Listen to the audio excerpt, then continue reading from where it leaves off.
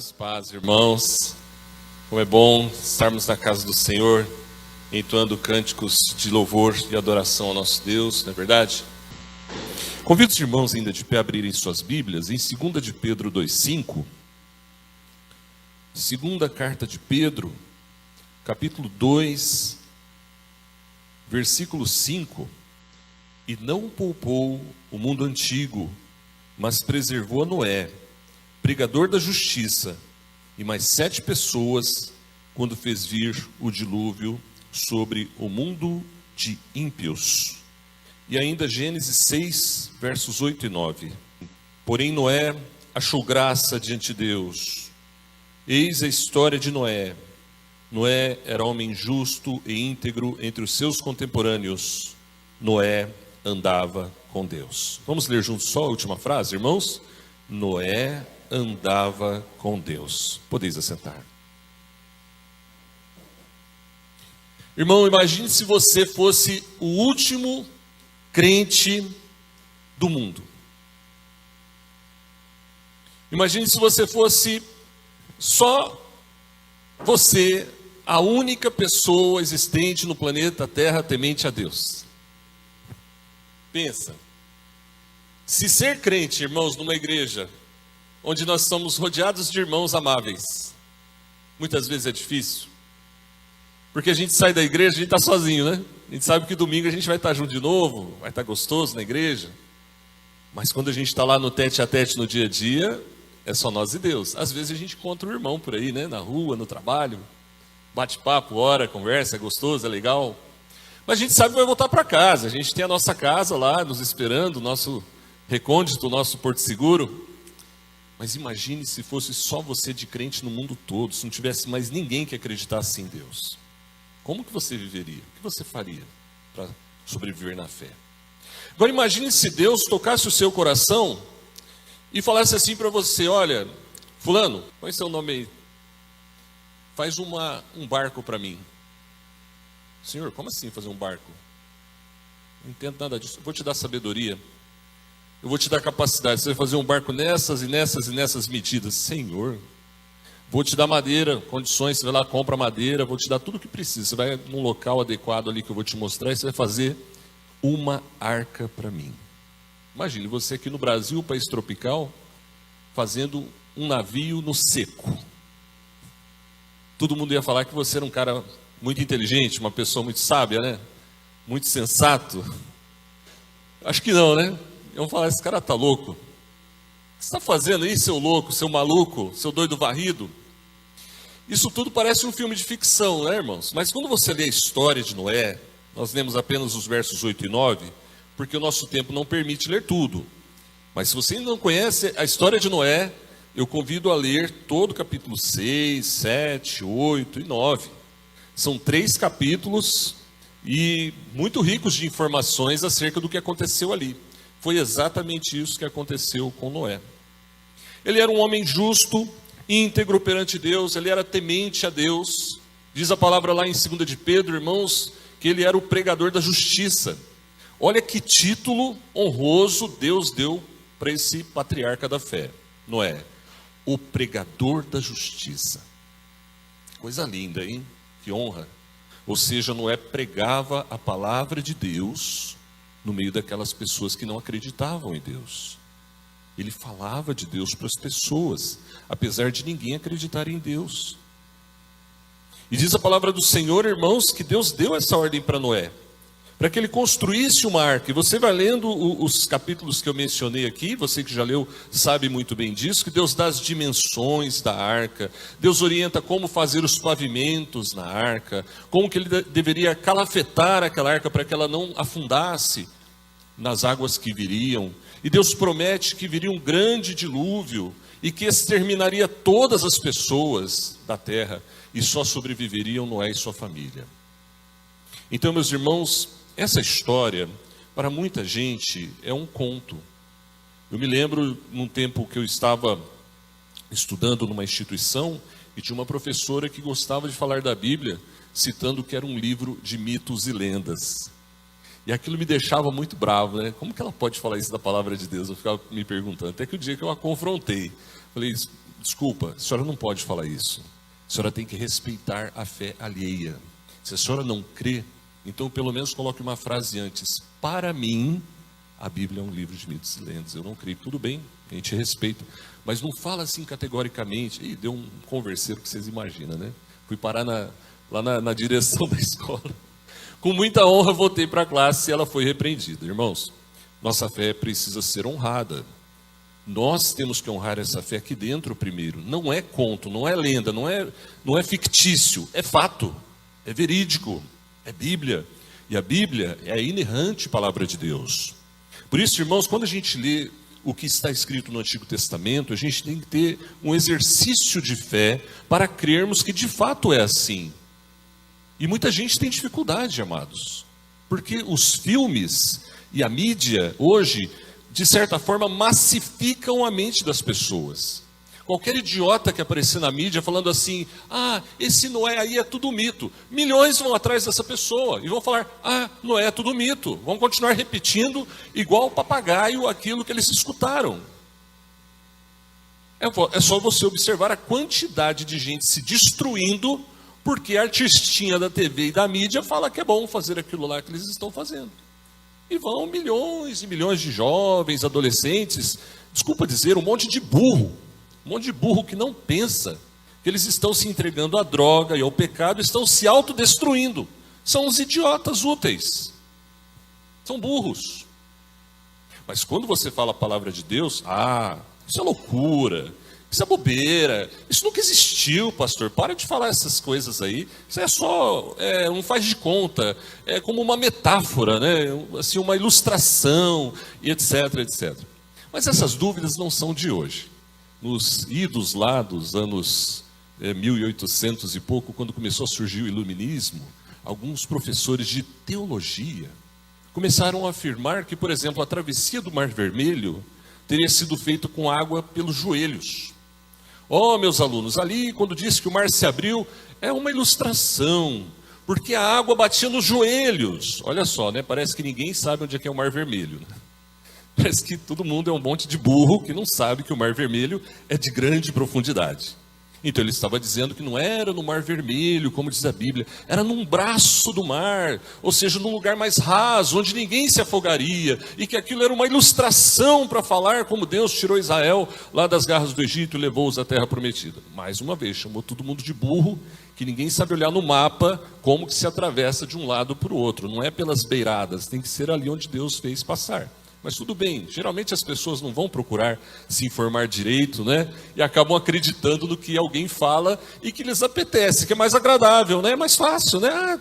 Tá bom, assim eu não preciso nem ler a Bíblia mais, é tudo mentirinha. Mas aí um aluno levantou-se e falou assim, professor, mas então esse Deus a quem a gente serve é um Deus poderoso mesmo, hein? Porque ele matou todo o exército de Faraó com água pelo joelho. Morreu todo mundo afogado com água no joelho. Então, que Deus grande é esse Deus, né?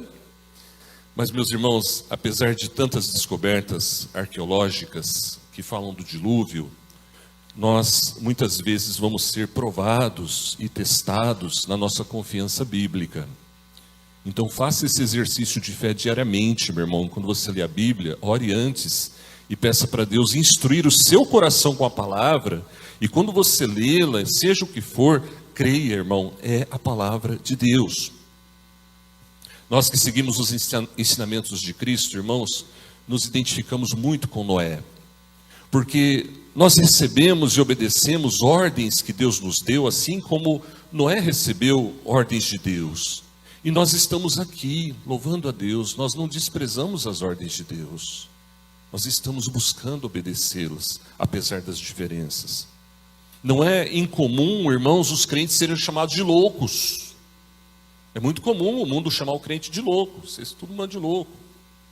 Lembro de um jovem que ao se converter deixou as drogas, deixou o álcool, deixou a promiscuidade e foi evangelizar os seus colegas. E aí os colegas viraram para ele e falaram assim, agora você ficou louco de vez, né? Que droga que você fumou? Você está mais louco do que antes. crente é tido como louco, porque ele crê num Deus que ele não vê, ele espera um Jesus que já morreu e que ressuscitou, que ele crê que ressuscitou e voltará nas nuvens cheio de glória, e o crente abandona e abdica do pecado. Então isso para o mundo é pura loucura, porque para eles o pecado é o Deus deles, é a alegria da vida deles, é praticar o mal. Mas o crente descobriu que em Cristo sim há verdadeira liberdade. Não é fazer o que eu quero, que é ser livre. Fazer o que eu quero me torna escravo do pecado. É fazer o que Deus manda que me torna livre do pecado. E eu sirvo a Deus conduzido pelo Espírito, mas porque eu vou de livre e espontânea vontade. Eu não sou forçado a isso. Ele me atrai com amor, como acabamos de cantar. Então nós nos identificamos muito com Noé. Mas um ponto de identificação, irmãos, é o dilúvio. Porque o dilúvio é uma figura do juízo final. Então não é incomum, irmãos, muitas vezes a gente quando lê Noé, pensarmos, que nós estamos diante de uma missão muito grande e importante também, como ele, que é pregar a palavra de Deus para um mundo de perdidos e pessoas que não creem em Deus, de pessoas que desprezam e desonram a Deus. Mas isso começa na nossa própria vida. Diz o texto de Gênesis 6:9, no finalzinho nós vemos juntos, que Noé andava com Deus. Eu creio que esse é o grande desafio de cada um de nós, irmãos, andarmos com Deus. Lembre, é a mesma coisa que Deus falou para Abraão: anda na minha presença e ser perfeito. Busque a perfeição, anda na minha presença. Lembre que foi o que aconteceu também com aquele servo que Deus arrebatou para a sua glória, livrando-o da morte. Ele já não era, porque ele andava com Deus, e Deus o tomou para si. Então, meus amados, andar com Deus é uma vida, é o tete a tete, é o dia a dia. E é sobre isso que eu queria falar nessa noite. Não falar muito da arca e dos detalhes do dilúvio, que isso você pode ler com calma depois, mas eu queria falar de algo que é muito relevante para mim e para você no nosso dia a dia. O que fez de Noé esse patriarca da fé tão importante na Bíblia, e que nos ensina tanto, amados. O que ele teve que fazer, o que aconteceu na vida dele, quais foram as ações de Deus na vida dele e a resposta dele para Deus. Respostas dele para Deus. Primeira coisa, irmãos, eu quero destacar no verso 8, que ele achou graça diante de Deus. Noé achou graça diante do Senhor, ou seja, Deus se agraciou de Noé e o alcançou. O Russell Norman Champlin, que é um comentarista muito conhecido, ele diz o seguinte, que ele achou graça diante de Deus, porque a graça é o princípio do amor de Deus. O princípio ativo do amor de Deus é a sua graça. Por que estamos aqui, irmãos? Porque Deus nos ama. E porque nos ama, Ele nos tocou com a sua graça. Você também achou graça diante de Deus. Por isso que você crê em Deus. E se você tem alguma dúvida disso, peça para Deus: Senhor, me ilumina com a tua graça, me ilumina com o teu Espírito, para que eu possa te amar mais, como o Senhor me ama. Através da sua graça eu posso obedecer-te, honrar-te e viver para ti. Sem dúvida, irmãos, os vizinhos de Noé ridicularizavam ele, ridicularizavam a arca, assim como muitas pessoas ridicularizam a nossa fé, ridicularizam a igreja. Sem dúvida, irmãos, a maioria das pessoas se mostrou indiferente ao que Noé estava falando e fazendo. Sem dúvida, as pessoas zombaram do que ele estava fazendo e da vida que ele levava. Então, meu irmão, se você encontrou graça diante de Deus, não tema as risadas, não tema a zombaria, não tema a indiferença. Fica firme na sua fé, meu querido. Proceda como Noé fez. Ele não duvidou, não blasfemou, não voltou para trás, não negou o seu Deus e não perdeu também o amor e a esperança para com aquelas pessoas. Ele era um pregador, ele não parou de falar, mas não parou de agir, apesar das contradições. Paulo, falando sobre isso, ele diz: aproveita bem as oportunidades. No nosso contexto familiar, amigos, trabalho, etc., nem sempre dá para a gente ficar falando da graça de Deus mesmo, mas a sua vida fala mais do que suas palavras. Noé andava com Deus, ele era íntegro. Então faça isso, e isso abrirá portas à palavra. Você vai ter oportunidades de demonstrar a graça de Deus na sua vida, não só vivendo, mas também falando, se Deus assim te permitir. Surgiu a oportunidade, fala, pregue, anuncia, chama para Jesus, chama para a vida eterna, para que Deus possa conduzir-te do bom caminho, da pregação, da palavra de Deus, da graça de Deus, porque a Bíblia fala, irmãos, que se nós não falarmos, Deus cobrará de nós. Ai de mim se não pregar o Evangelho. A Bíblia fala também, irmãos, que nós não podemos nos envergonhar dele. E se nós nos envergonharmos dele, ele se envergonhará de nós no dia do juízo. Isso é muito sério. A palavra em Ezequiel chega a dizer que se nós não pregarmos para aquele que ele manda pregar, e essa pessoa morrer no seu pecado, ele cobrará de nós. Muitos falam que esse texto não se aplica à igreja, que esse texto só se aplica lá para o contexto de Ezequiel. Quem conhece a palavra, Ezequiel 37 mais ou menos. Mas irmãos, eu creio que se aplica à igreja sim. Porque muitas igrejas estão morrendo e muitos crentes afundando na fé porque não falam de Deus. Tem vergonha, tem medo, não tem coragem, são covardes. E a Bíblia diz que os covardes não entrarão no reino dos céus. Então se você tem medo, tem vergonha, tem dificuldade de falar do seu Deus, peça perdão a Deus, meu querido. Peça perdão e prometa para ele: papai, eu te prometo, a próxima oportunidade que o Senhor me der, eu vou falar de ti. Nem que seja uma palavrinha só. Nem que seja um Jesus te ama, nem que seja um acredite em Deus, nem que seja tenha fé, Deus vai te ajudar, eu oro por ti, você quer uma oração, etc. Peça para Ele conduzir você, para que a sua graça soberana te ilumine, te enriqueça, e você possa não só falar: ah, eu sou um agraciado, eu estou na igreja, eu vou para o céu, mas que você faça como Noé também, nós façamos como Noé, é verdade? E possamos falar do amor desse Deus maravilhoso, como ele fez também. Lá em Lucas 17, 26 e 27, diz assim: assim como foi nos dias de Noé, será também nos dias do Filho do Homem. Comiam, bebiam, casavam e davam-se em casamento, até o dia em que Noé entrou na arca e veio o dilúvio e destruiu a todos. Assim será no dia do juízo final. A pergunta que eu faço a você que está aqui nessa igreja hoje: você vai estar dentro da arca ou fora da arca? Compare a arca com a igreja. Quantas pessoas hoje querem ir para o céu, mas não querem ir para a igreja? É o que mais tem, né? Eu só quero ir para o céu, mas a igreja não. Ah, lá tem aquele irmão problemático. Não, lá tem um pastor que pega no pé. Lá tem um presbítero que eu não vou com a cara dele. Lá aconteceu uma situação assim assado. Aí a pessoa muda de igreja. Dali a pouco chega lá, tem mais problema, muda de igreja. Aí a pessoa desiste, fala: não, chega de igreja. Não tem igreja que presta, é tudo hipocrisia. Eu vou lá louvar a Deus na minha casa. Ah, tá. Ah, vai sim, que beleza, né? Ah, eu também louvo a Deus em casa, todo crente louva a Deus em casa. Mas a pessoa rasga da sua Bíblia o Salmo 133, que fala: quão doce, quão preciosa é a comunhão dos irmãos, ali o Senhor derrama sua bênção e a vida para sempre. A pessoa rasga da sua Bíblia a página de Coríntios que fala: vós sois o corpo de Cristo, Ele é o cabeça, vós sois os membros. E por aí vai. Muita gente desigrejada hoje, irmãos, que não quer estar na igreja, mas quer ir para o céu. Imagine aquelas pessoas falando: você está falando desse dilúvio que vai vir, mas eu não vou entrar nessa arca aí não é?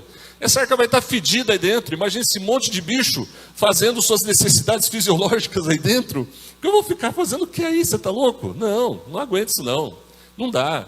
Esse barulho de galinha cocoricando, cachorro latindo, vaca mugindo, elefante. Como é que vai segurar esse elefante, né? Se o elefante ficar doido, morre todo mundo aí. Para com isso, né? Você está louco. E é mais ou menos assim a igreja, né? As pessoas reclamam da igreja. Mas a arca era o único meio de salvação. Então a igreja pode ter seus problemas, irmãos. E tem. Mas tem um louvor muito lindo, que os irmãos devem conhecer, que diz: a começar em mim, quebra corações. Não é? Para que... Vocês conhecem? Vamos dar um tequinho aí? Para que sejamos todos um, como tu és em nós. Irmãos, tem que começar na gente. Jesus falou: se você vai querer tirar o cisco do olho do teu irmão sem tirar o argueiro, a trave que está no teu olho, como assim? É fácil ver o erro dos outros, não é, irmãos? Então na igreja, irmãos, um exercício sábio que a gente faz é dizer: aqui é a casa de Deus, é o lugar onde Deus me colocou, é aqui que eu vou servir a Deus, e vou ser modelado por Deus, e vou ser trabalhado por Deus, porque aqui é o único meio que eu tenho para chegar no céu. Pastor, mas então quem não está na igreja não vai para o céu? Não vai, irmão. João 6,54, quem não comer da minha carne e não beber do meu sangue, não tem parte comigo. É impressionante o número de gente que não toma Santa Ceia direito. Vai numa igreja qualquer, entra lá, come pão, bebe suquinho de uva, ou vinho, o que for, mas não tem comunhão, e acha que está tudo bem. Não é ritualístico, cerimonial, superficial, é de coração. Isso só ocorre na comunhão verdadeira, realizada por Deus. Por isso a igreja presbiteriana é zelosa, irmãos, para que só tome Santa Ceia quem é batizado, quem está em perfeita comunhão. E por isso que a maioria das igrejas presbiterianas, ou igrejas tradicionais, ou igrejas reformadas, nome que você quiser dar, que segue o padrão bíblico, não são mega igrejas. A maioria, algumas até cresceram bastante, Deus abençoe. Mas eu sei de algumas que, para crescerem bastante, abriram mão da palavra. Porque se pegar muito na palavra, muita gente não quer não. Conheço várias igrejas presbiterianas, ou algumas, que são de 1000 membros para mais. Mas é um tipo de vale tudo. Não são igrejas sérias que seguem verdadeiramente a palavra de Deus. Tem várias por aí. Dá até medo. Essa vertente da IPB neoliberal. Então, meus irmãos, que nós possamos nos apegar na graça de Deus e fazermos como Noé, amém? Amém, irmãos? Eu vou pregar a palavra. Eu vou aproveitar as oportunidades. Eu vou orar pelos perdidos. Amém, irmão. Olha que gostoso. Você vai conseguir, irmão. Você vai conseguir, você vai ver. E o maior privilégio da sua vida, da sua existência, vai ser trazer uma alma preciosa para a igreja. Quando você vê aquela família entrando, sorrindo e te abraçando, você vai se sentir jubiloso de alegria. Deus me usou. Queira isso, irmão. É isso que Noé queria. Ele batalhava por isso, mas Deus deu-lhe a graça de conduzir a sua família naquela arca e sobreviver. Prosseguindo, irmãos, verso 9. O que Noé fez? Ele recebeu graça, ele pregou, mas ele também era justo. Diz o verso 9. Ele era um homem justo e íntegro. Ou seja, irmãos, essa é uma das coisas que se destaca na vida de Noé, o seu procedimento. O que é ser justo, irmãos? O que é ser íntegro? É ser uma pessoa de quem ninguém tem o que acusar você. Ah, pastor, mas não existe essa pessoa. Claro que existe. Está cheio, irmão. E eu vou te dizer, tem muita gente justa e íntegra que nem crente é. Não diante de Deus como Noé, que era justificado pelo amor de Deus e era um homem de Deus. Mas eu falo de pessoas que têm uma integridade irrefutável. Você não tem nada que falar daquela pessoa. Ele não trai a mulher, ele não mente para os pais, ele não engana as pessoas, ele paga as suas contas, ele é um bom trabalhador, ele é esforçado, ele chega no horário, ele respeita o patrão, ele respeita a professora, ele respeita a família, ele sabe se comportar. Pessoas de quem você não tem nada para dizer. Eu conheço vários. Você deve conhecer também um monte. Mas não era mais do que uma pessoa íntegra humanamente falando, ele era justo diante de Deus. E quando a Bíblia usa o termo justo, você precisa entender que a Bíblia está falando de uma justiça eterna. Paulo trata bastante disso em Romanos. Convido a igreja a ler a carta aos Romanos. E o irmão falou hoje para mim que está lendo Romanos. Falei, ô Glória, leia lá, estuda. Justificados, pois, mediante a fé, temos paz com Deus. É Deus que nos justifica. É Deus que nos purifica. É Deus que nos perdoa. Não era reto e andava com Deus, irmãos. Louvado seja Deus. Você é justificado por Deus? Quem é justificado por Deus, fala um glória a Deus aí. Amém. A gente anda com Deus, não é? A gente anda com Deus. A gente tem certeza da salvação, tem certeza da justificação. Então agora nós temos que ser íntegros diante de Deus e dos homens. Ah, mas espera aí, como assim dos homens? Eu tenho que fazer para as pessoas verem? Não, a gente faz para Deus ver, mas as pessoas veem. Não tem como esconder. Jesus falou sobre isso. Ele falou, você não acende uma lâmpada e põe debaixo de um vaso. Você não faz uma cidade numa montanha esperando que ninguém veja. Todo mundo vai ver aquela cidade lá no monte. De dia, de noite. Todo mundo sabe que está cheio de gente lá. Assim a nossa luz, ela tem que brilhar diante dos homens, igual essas luzes aqui, ela tem que clarear o ambiente. Isso é ser justo, isso é ser íntegro, isso é ser honesto, irmãos. Justiça ou integridade, irmãos, é uma virtude moral que inspira respeito aos direitos das pessoas e ao que lhes pertence. Mas hoje a gente vive num tempo tão esquisito, irmãos, que alguns direitos primordiais estão sendo abalados. Por exemplo, o direito de propriedade. Agora tem uma nova lei que se alguém tomar o celular sem arma, não é roubo, não é crime, propriamente dito. Não é furto, é roubo, né? A palavra furto e roubo tem uma diferença, ou seja, vai ter uma diferença na penalização. Então, se está com o seu celularzinho na rua, passa um cara de bicicleta e leva, ele não vai ser preso. Se conseguir pegar, ele não é preso. Mas é o princípio de propriedade, né? Respeitar a propriedade alheia. Esses dias roubaram fios aqui, cabos aqui. Os coitadinhos, né, tadinho? Tem uma cervejinha, né? É a mentalidade do mundo atual. Direito de propriedade, direito à honra, direito a liberdades incondicionais, de você falar respeitosamente, você poder se expressar. Isso está sendo abalado hoje em dia. Você tem que ter cuidado com o que você fala. E olha, irmãos, se Deus não tiver misericórdia nessa área, se for o plano de Deus, Deus sempre tem misericórdia, né? Perdão, mas sim, se Deus quiser que aconteça, vai acontecer, nós podemos perder até a nossa liberdade religiosa. A China, irmãos, não tema dizer isso. Hoje em dia falar da China parece que está virando crime também, né? Não pode falar da China? Pode, irmãos. Dá um Google, pesquisa campo de concentração na China. Pesquisa. China, Coreia do Norte. Pesquisa liberdade religiosa na Coreia do Norte. Então, meus irmãos, o princípio de integridade tem a ver com respeitar o direito alheio, certo? Isso nós temos que praticar. Mas cuidado, isso pode ser abalado no contraverso da nossa própria vida. Talvez amanhã nós não tenhamos mais essa liberdade. Talvez amanhã ser crente não seja visto pela sociedade como algo íntegro, seja visto como crime.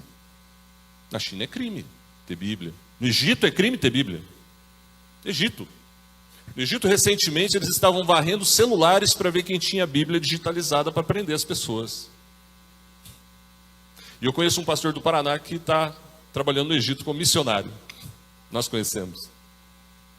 Coragem, hein? Sair do Brasil e para o Egito para pregar a palavra. E nós, irmãos, será que nós temos tido essa coragem? Mas, meus irmãos, voltando aqui para nós, vida cristã não é encenação. Tem que ser uma vida real, verdadeira. Isso é integridade. Ser justo também, irmãos, não significa ser isento de erros. Somos imperfeitos. Mas a graça de Deus nos basta, a graça de Deus nos conforta. A graça de Deus nos transforma. Noé não era perfeito, Noé tinha defeitos, pode ter certeza disso. Mas Deus cuidava dele, de modo que esses defeitos não acabaram com a vida espiritual dele. Outra coisa, irmão, justiça não é barganha com Deus. Como algumas pessoas pensam, eu vou obedecer a Deus, eu terei direitos. Irmãos, não temos direitos. É tudo pela graça, é tudo pela misericórdia. Se nós começarmos a achar que temos direitos a isso ou aquilo, nós começaremos a querer barganhar com Deus. Ó, Senhor, eu vou te obedecer se o Senhor fizer isso para mim. Se o Senhor não fizer isso para mim, eu não vou fazer a tua vontade. Então essa pessoa tem que, na verdade, se converter, porque a Bíblia diz que tudo que Deus faz para nós é por sua infinita graça. Mas, irmãos, finalizando, a palavra de Deus nos diz, no finalzinho do texto lido, que Noé andava com Deus, não é mesmo? O que é isso, irmãos? É mais do que religiosidade, irmãos. A gente entrou aqui às 7, já estamos quase terminando e vamos embora para casa. Alguém diz que aí é que nós somos quem nós somos. Misericórdia, né, irmãos? Nós temos que ser quem nós somos aqui, lá fora, onde for, irmãos. Tem uma identidade só com Deus, senão vira religiosidade vazia. Se você sair daqui e for outra pessoa lá fora, você está encenando, vira um teatrinho a igreja. E não pode ser assim. Se você realmente é uma pessoa que se identifica com Noé, você tem que se aprimorar. Aí talvez alguém falasse assim, meu Deus do céu, então eu não sou salvo. Calma. Não é porque você tem problemas que você não é um filho de Deus, querido. Deus está nos modelando, Deus está nos aprimorando, Deus está nos lapidando. Identificou uma área que tem problema? Ora por isso. Consagra a Deus, Senhor, esse meu jeito de falar não está legal, muda isso aí na minha vida, papai, me ajuda a me expressar melhor. Senhor, eu não estou conseguindo perdoar, me ajuda a perdoar as pessoas, Senhor. Eu quero andar contigo de verdade, não só na igreja ou de palavras, eu quero ter uma vida aos seus pés. E coloque aí o que for, irmão, porque se você não fizer isso, essa área vai deteriorar você, vai apodrecer você, vai putrefar a sua alma, e você poderá até se afastar da igreja um dia. É como o fermento, disse Jesus. Então o que nós temos que fazer? Orar a Deus e pedir, me liberta dessas coisas, como cantamos. Liberta-me de mim, Senhor. Liberta-me das minhas falhas. Isso é querer andar com Deus. É querer estar na presença de Deus a cada dia. Meus irmãos, andar com Deus é convivência com Deus. É intimidade com Deus. Entenda, Deus não é uma força. Ele tem força infinita, absoluta, mas Ele não é uma força. Ele é um ser. Um ser pensante. Um ser sábio, um ser intelectual, o maior de todos, o infinito e eterno Deus. Ele resolveu se comunicar conosco através do Espírito Santo, da pregação da palavra. O que nós devemos fazer? Nos comunicar com Ele. Oração. Ore mais. Separa mais tempo para falar com Deus. Tire um tempo lá no seu quarto, Mateus 6,6, entra lá, fecha a porta e fala com Deus. Está com dificuldade, irmão? Pede um sinal. Não tenha medo de pedir um sinal para Deus, não. Não estou falando de um sinal absurdo. Mas peça para Ele tocar seu coração, por exemplo. Não cantamos aqui hoje que Ele toca nosso coração. Eu vejo a glória do Senhor aqui. Eu vejo que a sua presença está sobre mim. Os céus abertos, eu vou sentir o Senhor tocar o meu ser, etc. Coisas assim. Peça isso. Um grande sinal que você pode pedir para Deus, irmão, para andar com Deus, é vitória sobre o pecado. Então identifica aquelas áreas de fraqueza, de pecado, e fala, Senhor, me ajuda a vencer essa área. Por favor, eu quero esse sinal, Pai, eu te peço, suplico, imploro. Eu sei que o Senhor quer que eu vença, então me dá vitória, Senhor, sobre a tentação, e coloca lá reticências, o que você está passando. E você vai ver as coisas mudarem na sua vida. Porque na hora que for acontecer o desgaste, a discussão, o problema, a situação difícil, o Espírito Santo vai fazer você lembrar da sua oração. E Ele vai pôr freios em você, e você vai parar. E você falar, puxa, por que eu não falei nada agora? Geralmente eu respondo assim meio na lata, né? Geralmente agora é a hora que eu solto os cachorros em cima. O que me segurou? Foi Deus. Você não orou? Você não pediu? Peça sinais assim para Deus no seu cotidiano. Eu sei de pessoas que venceram o vício de drogas, irmãos, clamando a Deus. Eu sei de pessoas que venceram o vício do álcool, clamando a Deus. Cigarro, clamando a Deus. Homossexualidade, clamando a Deus. Prostituição, clamando a Deus. Creia, o nosso Deus é o mesmo ontem, hoje, eternamente. Ele muda a vida das pessoas. Então não pense que alguma mania ou problema que você tem é determinante na sua espiritualidade. O que determina a sua espiritualidade, o que define você é Deus, é o que Ele fala de você, é a palavra. Ande com Deus e você vai ver o poder de Deus na sua vida. Vamos encerrar? Eu creio que já é o suficiente. Eu gostaria de encerrar com uma oração, pedindo a bênção de Deus sobre a igreja. Vamos ficar de pé, irmãos? Irmãos, a história de Noé tem boas comparações para nós. E ela era o único meio, a arca de Noé, era o único meio de salvação naquele mundo perdido. E eu queria desafiar você, meu irmão, a não se afastar da arca chamada igreja. Essa é a arca de Noé. Estamos indo para o céu, no meio de mares bravios, turbulentos, cheios de problemas em volta de nós, mas nós estamos indo para o céu. Então não saia da igreja. Noé era chamado por Deus, você também é, irmão. Noé tinha uma missão, você também tem, nós temos. Noé viveu no meio de uma geração corrupta, nós também vivemos. Ele pregava a palavra, nós também pregamos. Ele foi desacreditado e zombado, nós também. Mas a pregação dele, irmãos, através dela veio o juízo de Deus. E isso vai acontecer nesse mundo também. Noé era especial para Deus porque ele amava a Deus. Era íntegro, andava com Deus. Eu quero dizer para você, você também é especial para Deus. Você pode falar isso para a pessoa do seu lado? Você é especial para Deus? Fale isso para a pessoa aí, por favor. É especial para Deus, Isso é especial para Deus, Pedrão. Vamos orar. E eu posso dizer isso com certeza porque você está aqui, irmão. Deus te trouxe aqui porque você é especial para Deus. Oremos.